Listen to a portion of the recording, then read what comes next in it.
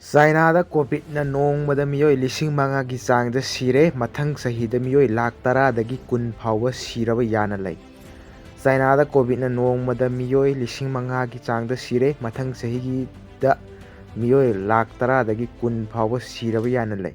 Chinada yamna cheksinba Covid-0 policy loisinkiba matung tarakpa numit kunnigi matam asigi manungda meoi million chaniyankhai rom henbadi Covid-19 nare haina official report amana phongdokle. Haukiba chahi ahumgi matam asida Chinada yamna cheksinba Covid-0 policy chathaduna pandemic asi control tawduna lakhibani. Government tagi leak oirakraba documents sing social media da circulate tawkiba asigi warol radio Free Asia da palladuna haikibada Chinada December amadagi phaoba matam asigi manungda meoi million chaniga nipandi Covid-19 infection oire. Radio Free Asia gi warol matung inna government ki official singna December phaoba release tawrakiba Covid case ki data sida yumpham oiraga wafam adu phongdokpani. Leibak pokpa numita meoi million Covid-19 na sire.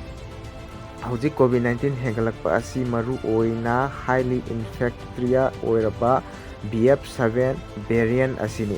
Hairiba variant makal asi nation asida yamna chauna akiba piribani. Houzik masing yamna meoi kya amadi vaccinate tawbaga loinana hospital da Covid patient na pik thanna leire. South China gi Morning Post da BF7 asi khwaidagi transmissible oiba variant makal amani.